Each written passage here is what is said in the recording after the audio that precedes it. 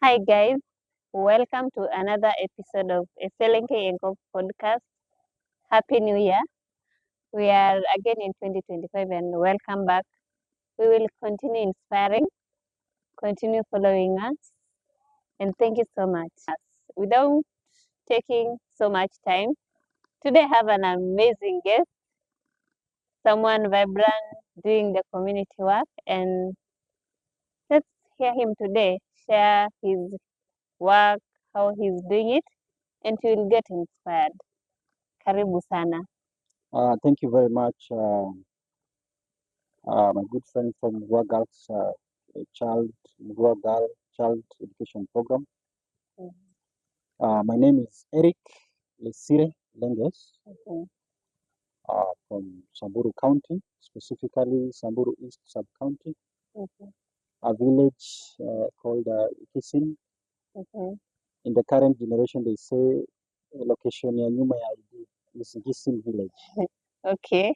And you can just imagine this is a very remote village.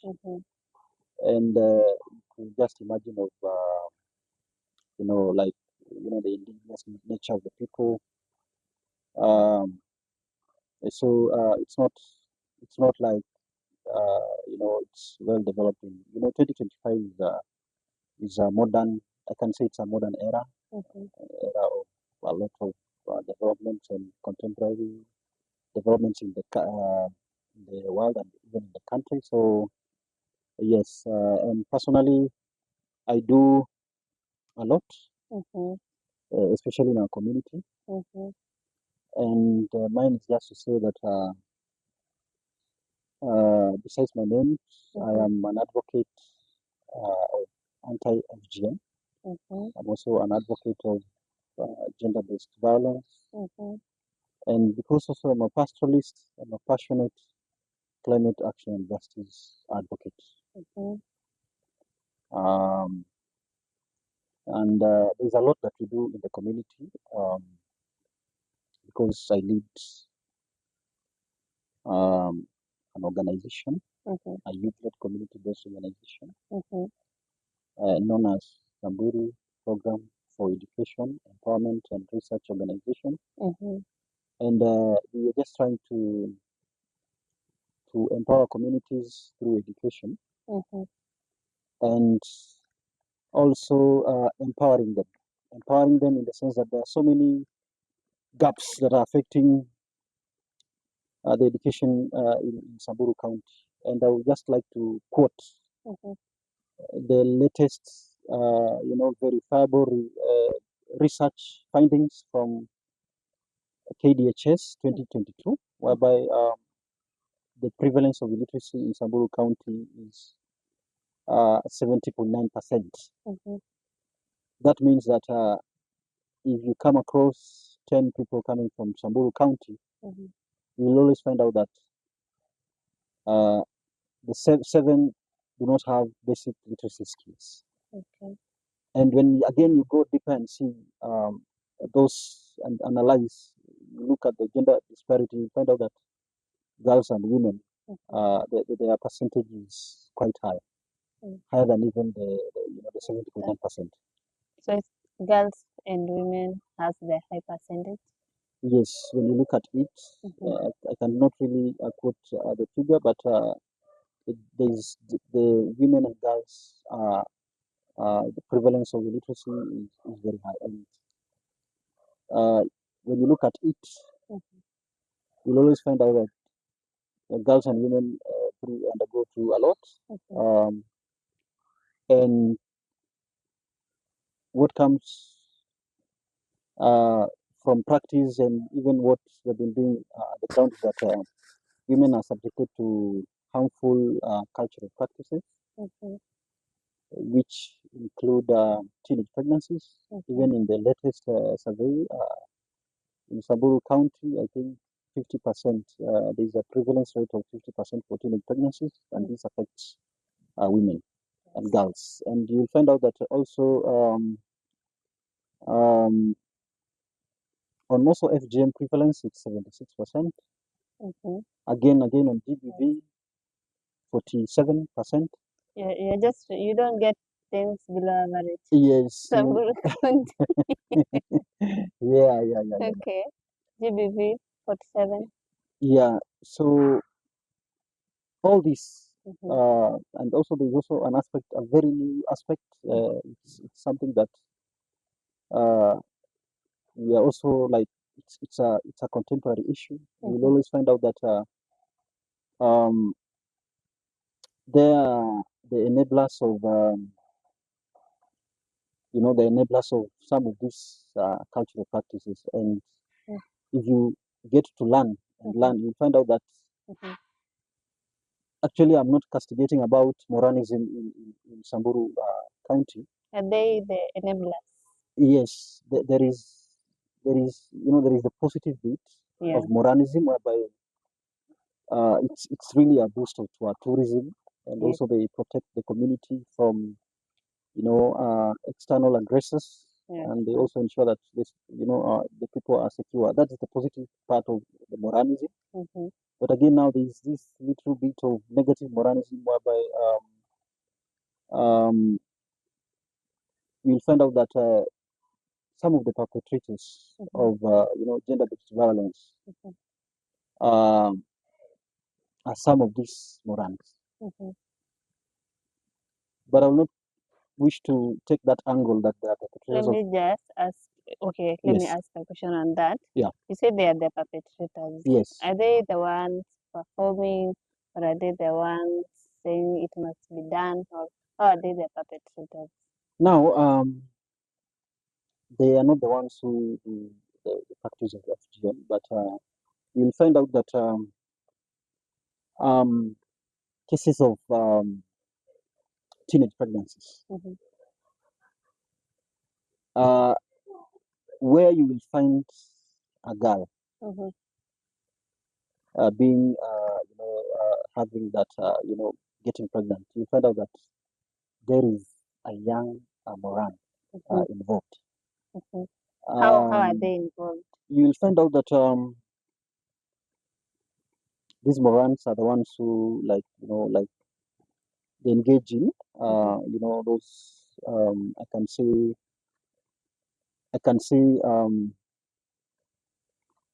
like singing at night. Mm-hmm. There are those night dances Mm-hmm. which happen at night, and you'll find, and some of these night dances do not happen actually. They do not happen maybe in these urban centers, or these peri-urban. They usually, okay, I can say they happen in peri-urban and very rural areas. So there is that singing at night, and through that, the girls sing to the Morans, and it happens even in Samburu at the moment. I really do not have the figures, but it really happens. So in the process, what happens after the singing? It's defilement, So I believe that that is one way that these guys do practice. And when once a girl gets pregnant, the next thing is she needs to be married off. And before marriage, for a girl to qualify to be married, the lady goes, or the girl goes through female genital mutilation. So it's not direct, but you can see how they are very connected, how the Morans come in. And I'm saying this because personally, uh, I am a reformed Moran. Have you ever been a Moran? Personally, yes, I've been a Moran, and I can just say that I'm a reformed one. Okay. Yes. Wow. So you are a reformed Moran. Yes. What's your action, or what action have you taken to make more reformed Morans? So you will find out that culture is the way of living for the people, and culture is something that has started a long, long time ago. Yeah. Some of us were just born without even knowing what really, what is really our culture. But you will always find out that this is a traditional practice. And, as we got educated through well wishes and good people that we have in this society, I came to realize that for us to really eradicate some of these practices, we need to take our girls to school. Yeah. We need also to take our boys to school. Yeah. But because the girls, the prevalence of illiteracy among the girls is very high, Mm-hmm. I'll really advocate for more of our girls to go to school, because Mm-hmm. a girl that is educated, you'll find that that girl knows her rights. Mm-hmm. You'll find out that that girl will really empower even a community. Like, for example, me here, I'm as a product of an empowered girl in the community. Because Mm-hmm. for one is that also girls are subjected to child marriages. So you find out that personally I've reached higher levels of education, but that empowered girl did not reach that those higher levels. But she just got a little bit of education, and to continue with her dream, she was able to school me up to those high levels, because she was married off. At that time, culture was very, you can just say 1970s, how it was. And now, there's some change, yes, but still we have not achieved, what we really need in the community. We need to get so many girls going back to school, ensuring that they are also protected from harmful practices like female genital mutilation, child marriage, We and no also longer negative even Moranism. say it's a harmful practices. Yeah. I think we should just say it's violence on women and girls. I think that one we should normalize using that, because it's not yes, it's harmful, but that's violence on Yeah, women and girls. yeah. Actually, it's violence against women and girls, and I agree with you. The thing is that we need to educate more of our girls, because they get to know their rights, and also keeping girls in school will really make them even to be mature, to make some decisions for themselves, rather than even other people making decisions for them, like their parents. So I believe that the concept of also Moranism, like there is the positive bit of Moranism. The role of a Moran in the Samburu community, setup is that he is in charge of protecting and defending the community from external aggressors. And I believe that this violence against women and girls, like FGM, is like an external aggressor to this community. As a reformed Moran and someone who lives in the modern, the world of TikTok, the world of X, the world of Facebook, the world of WhatsApp, name all those social media platforms. I believe that the role of a Moran in this era is to protect the community from external aggression. And this external aggression at the moment, which needs our support and needs our guidance, or intervention, is protecting our girls against FGM, child marriage, beating, and negative moralism. And so I've told you about the initiative. So one is engaging the Morans. We also get to listen to their perspectives, like what will really help them to ensure that this FGM gets to an end, or this violence against our women and girls gets to an end. And through those dialogues, we get to understand their perspectives. You will always find out that even as if this culture is bad, or this culture is retrogressive, you will find out that our Morans, when they get the information that the effects of FGM, and also they give us the approach that will be better for them, because when you also study very well, you'll understand that FGM is tied to some other practices within that community. Like for a Moran to proceed in life, like to upgrade even to married life, that Moran is required to marry a girl who is cut. And now we are in this modern world. We need to have Morans who would really even marry girls who have not undergone the practice, because the practice is like an external aggression to this community, and that is the role of Moran. So when we engage them and tell them that FGM is not something that is it's not good for us, or it's retrogressive, you will find out that these morons will always listen. And at the moment, we have champions, but we have not reached, the target that we wish. When you look at the preference rate, according to statistics in Samburu County, I think out of the hotspot counties, Samburu County is among the top 10. I think number 6. Okay. And how will these morans be the champions if the girls are going through FGM for a moran, I don't know, to go for Moranism, for a moran, I don't know, to be an elder? Because in Samburu, I'm sure there's elders. So how will they be able to fight the thing that is benefiting them? How will we change the language, or how do you engage them to know that this is really bad, even if it's done for them to transform from one level to another? How do you engage them? So personally, speaking, this is a real life experience. Personally, I am a reformed moran. This is, this is something that I can say that I've gone through the stage of Moranism. I've really gone through. So I believe that having us who are Morans, who are champions, championing for the end of violence, end of violence against our women and girls. I believe this is one of the very key strategies. We need to actually get more champions. Get more champions because I believe that we are also, we are in groups. When you look at the setup of Morans, they are always in groups. You'll never find a Moran walking alone.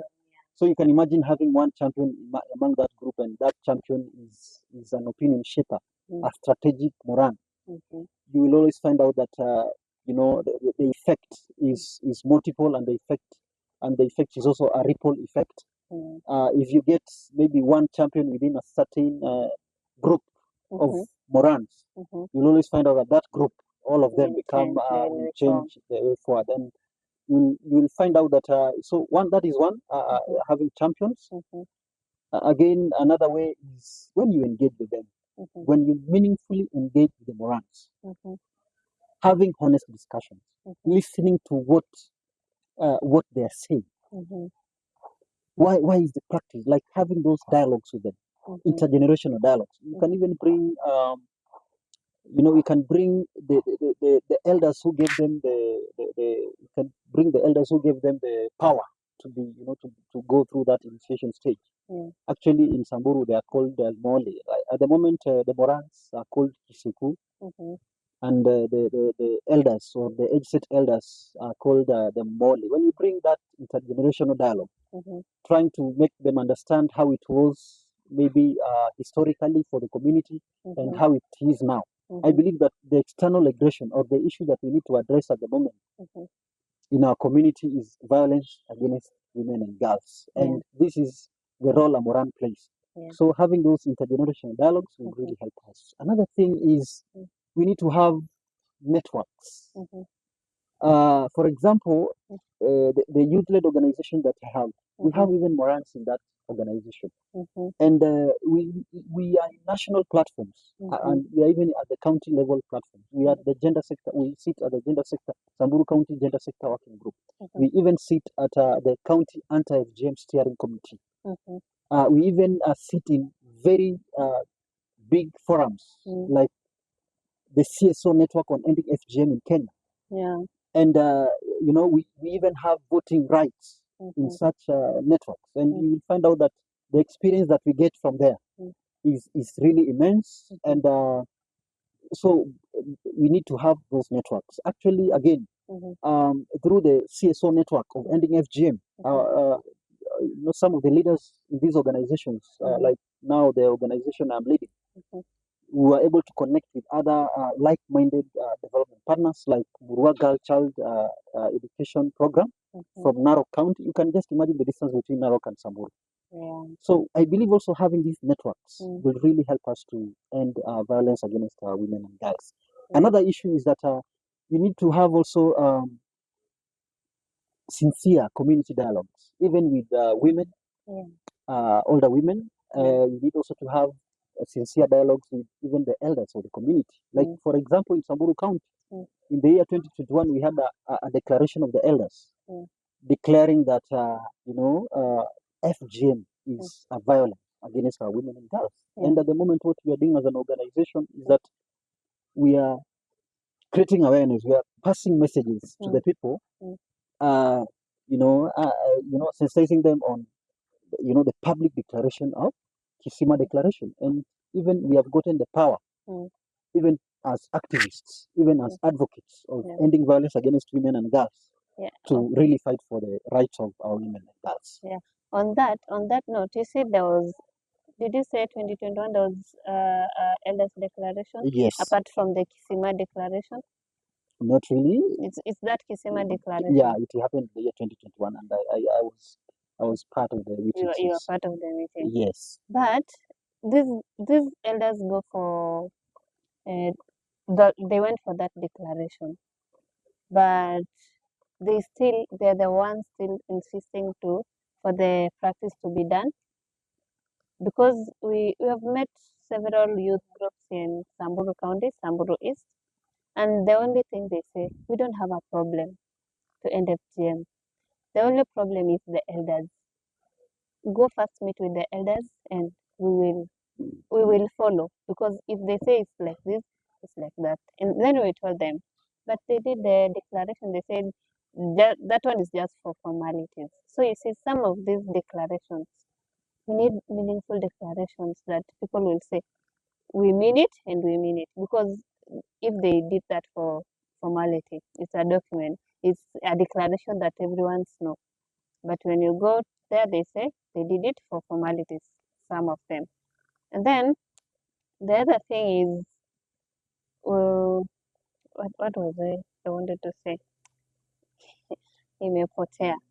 But so for what you're saying is that you'll find out that in every community, there are members of the community who are resistant to change. Personally, I'm a member of that community, and let me give you a real life example from experience. Is that when we started engaging some of these morals, they were completely out of like, they did not have the information. When we engage them through social behavior change communication, whereby we could show them the effects, even the videos. We had testimony that these guys, they were from a point of lack of information, and they reformed, and some of them are champions. And when they went, when the testimony that we are getting from the Morans, when we went back and asked the Morans, when they went back to the community and also tried now to talk to their peers or create awareness to their peers, they were even receiving backlash. And some of them say that you want to go against the elders of this community. And you will find out that in a certain village where these champions are, it happened that in that village there were some of those elders. And so you will find out that on the declaration, yes, the declaration was made, and we still have the gap in the sense that in terms of even getting more champions of Morans and more champions of elders to do this. And but let me tell you, it was at times, sometimes back, the declaration was never there. Let me tell you, as a young upcoming activist, that's really stamped authority. And at times, when some of these Morans like, they are excommunicated from from those Moran meetings, they go back to some of these elders, and you find out that there's those elders who declared that. And of course, those are just people who are resistant to change. And for me, as an activist, for the last 4 to 5 years, I've realized that it's really a contemporary practical solution to ending FGM. And the only gap that we are having is, like sensitizing to the community what this declaration was all about, because you'll always find out that it was written in English and Swahili. Yeah. There was also, but what we did Yeah, is, because on that note, I think people didn't understand what was the declaration about, yes, because it was done by the elders and the government officials, maybe in the non-governmental organizations. so what my proposal is out of experience is that we need also now to translate these declarations to languages that can, an ordinary person in the rural area in Samburu County can really understand. And that is what we did sometimes back. But you will always find out that, because of resources and the various, forms of, violence against women and girls, you will always find out resources are always constrained. So there are translations for the declaration, and it's really bearing fruit. It's really bearing fruit. Okay. And you can imagine we are now in 2025, and that declaration was made in the year 2021. For 3 years is a little time. I believe that maybe in the next, let's say, another 10 years, you will really start feeling the impact of the declaration of the elders, because the elders are the custodians of the culture. But when we have them declaring, and now we also have now the Morans who are champions. The structure of the community is that, every, the elders have a role, the Morans have a role, and I believe that they did not invoke the Morans. And now when we invoke the Morans, making them to be the champions, having those dialogues with them, and also like, reaching out to those very interior areas, it will really help us to end violence against women and girls, especially FGM. Thank you so much, Eric. Yes. In 6 days' time, or in few days' time, we will be celebrating International Day of Zero Tolerance to Female Genital Mutilation, and the theme is Setting the pace. Is it setting, or what is the Google one? I think the theme is it setting the pace? Yes. Setting the pace, creating movements to end, creating and strengthening movements to end female genital mutilation. And there are movements in Kenya to end FGM.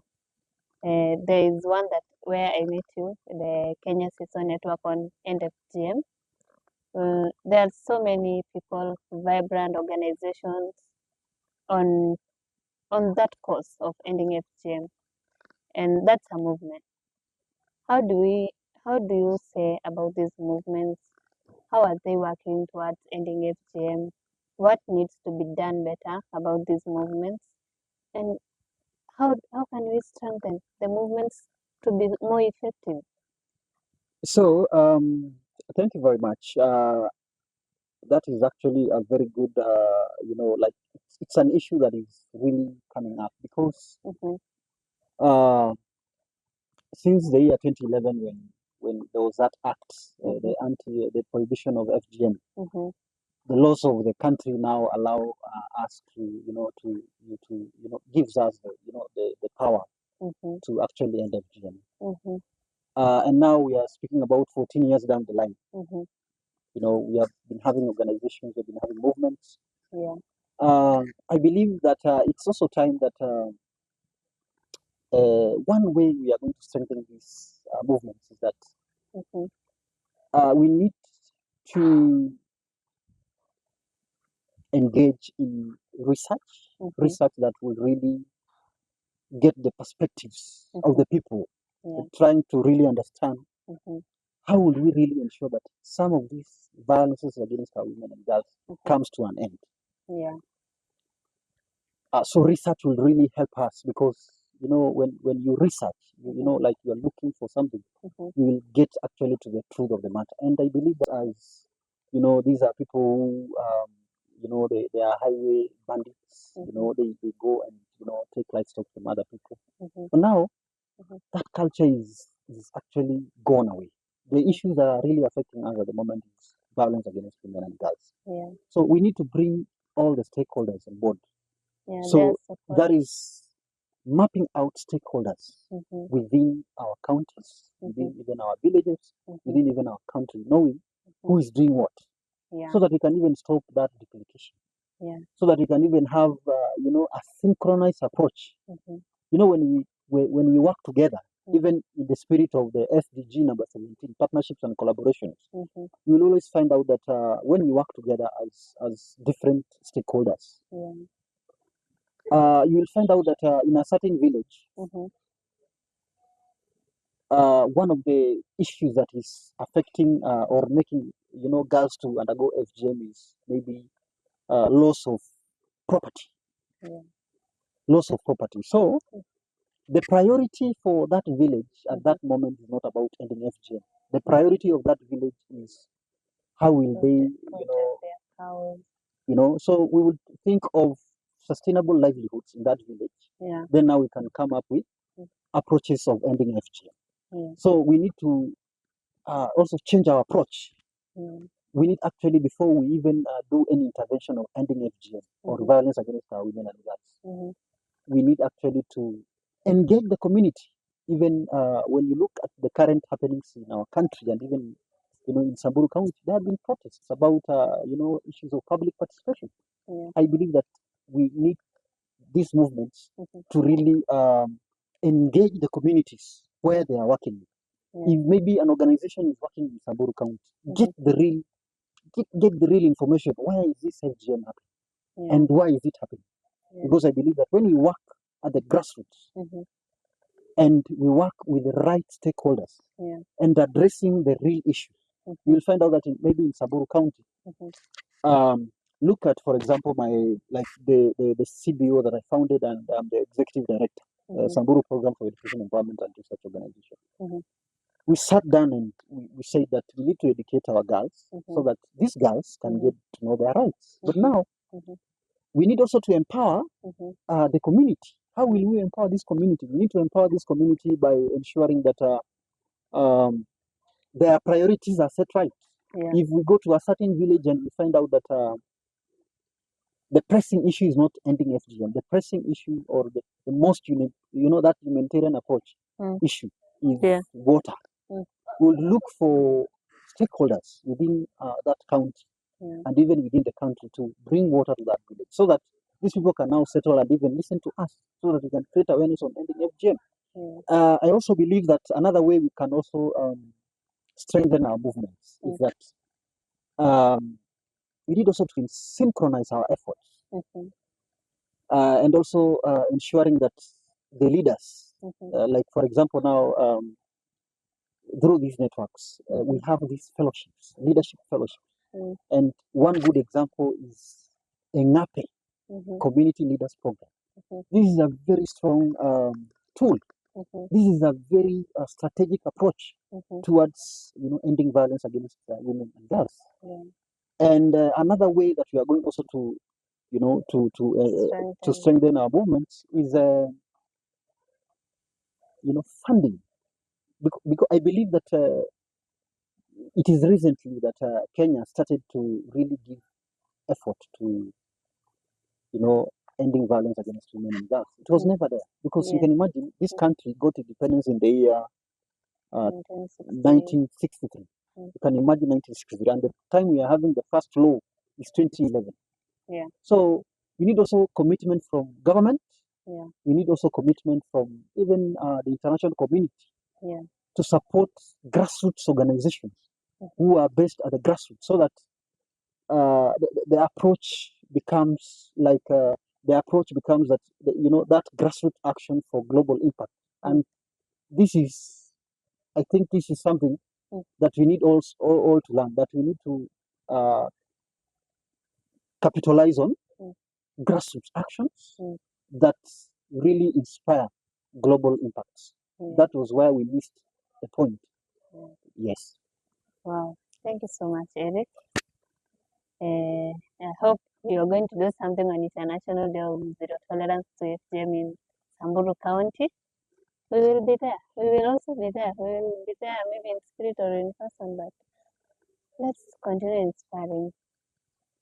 Let's continue doing this in our counties. Or you wanted to say something? Yes, Before I would like to say thank you to Murwa Girl Child Education Program, as actually we are here at Rosa Mystica Spiritual Center, and it has brought on board different stakeholders, especially from pastoralist communities, and we find out that violence against women and girls in these pastoralist communities is at a high prevalence. Yeah. I told you about the statistics. You can even go and do more research and do it. Okay. And having this leadership incubation program, community leaders incubation program. Yeah. Because here we are having people from Marsabit, Samburu, Narok, Kajiado, Baringo County, West Pokot County, name all Tana River County, all those pastoralist communities. This is a very good initiative, and I would really ask if there is any partner outside there who comes across this, the story behind this incubation community leaders incubation program to support, and even for us as an upcoming community-based organization, we will support interventions of Murwa Girl Child Education Program within Samburu County to the best of our ability, especially in terms of engagements of the community, the approach that we have been using. Yeah. And we will also engage, especially upcoming international, days on ending violence, like Zero Tolerance to FGM on 6th of February, International Women's Day, Global Menstrual Hygiene Day, Day of the African Child, Girl Child Day, and also 16 days of gender violence. And I believe that this one will really improve our agency to end violence against women and girls. Thank you very much. Karibu sana. We are already a movement here. Yes. There are other movements we are in, and we will put our efforts. Where you are, make sure you put efforts. Sure. At least make sure you make an impact. Sure. In Samburu, make sure you make an impact. Yeah. If you are in Kenya CSO Network, make sure you leave an impact. Yeah. If you are good in research, do that research. Yeah. If you have resources, bring those resources. Sure. In kind or in financial, in anything. Sure. Because everyone has a role. Yeah. We don't have same things all Sure. of us, but we have different abilities. Sure. And thank you so much. Thank you so much for coming. Yes. I really appreciate. And I can't wait for you direct us how we work in Samburu, because maybe you have not used the right approach, but we learn on the way. Sure. Thank you so much, guys. Thank you for tuning into SLNK Enko podcast. We really appreciate. And as we celebrate International Day of Zero Tolerance, let's all unite to end violence, which is female genital mutilation against girls. Yeah, let's stop FGM and let girls be girls. Let them own their bodies. Thank you so much. Until next time, adios.